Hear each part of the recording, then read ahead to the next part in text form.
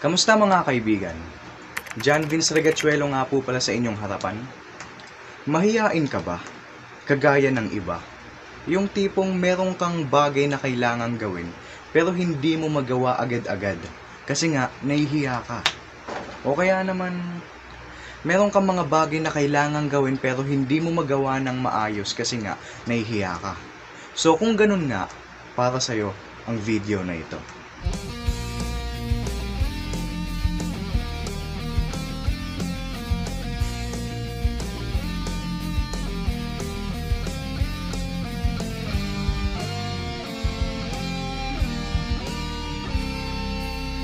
Dahil sa video na ito, pag-uusapan natin kung papaano tanggalin ang hiya natin sa katawan. Alam nyo, ang pagiging mahiyain o kaya ang hiya natin sa katawan ay importante yan sa pag-uugali. Kaya hindi natin yan tatanggalin ng buo. Kasi nga, kagaya ng sinabi ko, ulitin ko lang, importante yan. Kasi kung wala kang hiya na sobrang kasakapal ng muka, hindi na maganda yung ugali mo kung ganun. Kaya dito sa video na ito, tatanggalin lang natin kung kinakailangan yung hiya na nararamdaman natin. Paano ba natin tatanggalin yung hiya na nararamdaman natin? O kaya naman paano babawasan kahit papaano yung pagiging mahiyain? Bibigyan ko kayo ng halimbawa ng sitwasyon. Halimbawa, inimbita ka ng kaibigan mo sa bahay nila. Natural lang sa'yo na mahiya. Nahihiya ka sa mga magulang niya. Nahihiya ka sa mga kasama niya sa bahay. Kaya hindi ka nangingialam ng mga gamit. Hindi ka basta-basta nagtatanong ng kung ano-ano. Kasi nga, nahihiya ka pa. So, yung ganyan na hiya na nararamdaman, hindi yan yung pag-uusapan natin dito sa video na ito. Sa halip, ang pag-uusapan natin ay yung hiya na nararamdaman natin kapag meron tayong kailangan gawin. Halimbawa, haharap ka sa maraming tao. Magre-report ka sa klase. Pero dahil nahihiya ka, hindi mo magawa ng maayos. O kaya naman meron kang gustong ligawan. Lalapitan mo siya. Pero hindi mo magawa kasi nahihiya ka.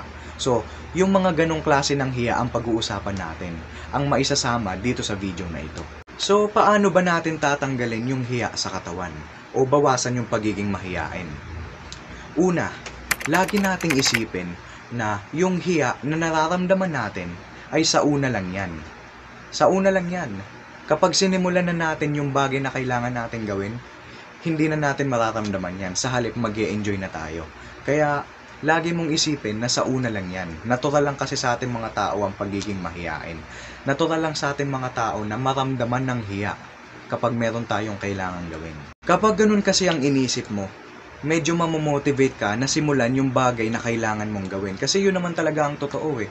Ang totoo niyan, sa una mo lang mararamdaman ng hiya. Kapag sinimulan mo na yung bagay na kailangan mong gawin at pinagpatuloy mo pa, hindi ka na mahihiya niyan. Sa halip, mag-e-enjoy ka na.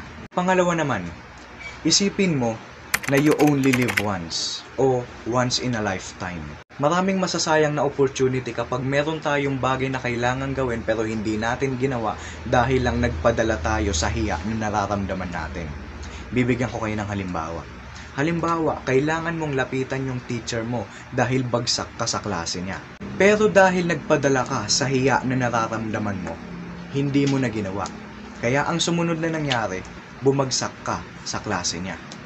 Diba? Yun yung consequence doon. Ang dami tuloy tumatakbo sa isip mo. Nagsisisi ka at nagtatanong sa sarili mo na, ano kaya kung ginawa ko yung ganito? Ano kaya kung nilapitan ko yung teacher ko? Ano kaya kung humingi ako ng second chance sa teacher ko para kahit papaano makabawi ako sa grades ko? So, yung mga ganun hanggang pagsisisi na lang, hanggang tanong na lang kasi nga nagpadala ka sa hiya na nararamdaman mo at hindi mo ginawa yung bagay na kailangan mong gawin. Yun yung isa sa mga lagi mong isipin. You only live once in a lifetime.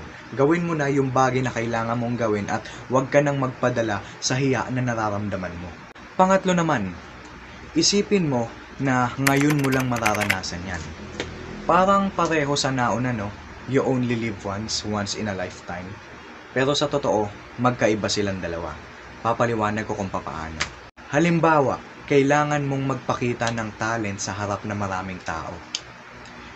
Nahihiya ka kasi baka pumalpak ka, baka magkamali ka, o pagtawanan nila. Nag-iisip ka ng mga negative. Wala pang ang nangyayari. Wala pang ang resulta. So, ganun. Kung nag-iisip ka ng mga negative, mag-isip ka na rin na, o isipin mo na rin na ngayon mo lang mararanasan yan. 'Di ba? Ngayon mo lang mararanasan 'yan. Kung sakaling pumalpak ka man, magkamali ka o pagtawanan nila, ngayon mo lang naman mararanasan 'yan eh. Kinabukasan, bagong araw na.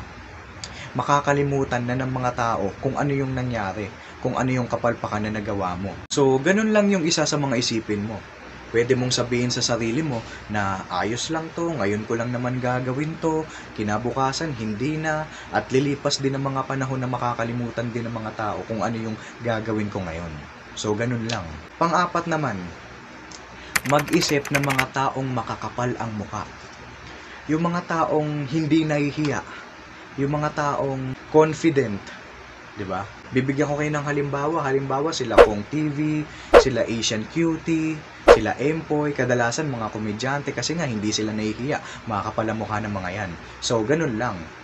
Gawin yung inspirasyon yung mga taong makakapal ang mukha para kahit papaano mabawasan yung hiya na nararamdaman nyo. Kasi alam ko na meron tayong ugali na kung ano yung nararanasan natin, gusto natin na maranasan din ng ibang tao. O kaya kung ano yung nararanasan ng ibang tao, dapat maranasan din natin. Kapag nga bumagsak tayo sa exam, tapos makakita tayo ng ibang taong bagsak din, medyo hindi na tayo nahihiya, di ba? Kaya ganun yung isipin nyo. Kung sakaling nahihiya tayo, para hindi tayo madala ng hiya na nararamdaman natin, mag-isip tayo ng mga taong makakapalang muka. Kapag nakaisip tayo ng mga taong makakapalang muka, kumakapal na din ang mukha natin.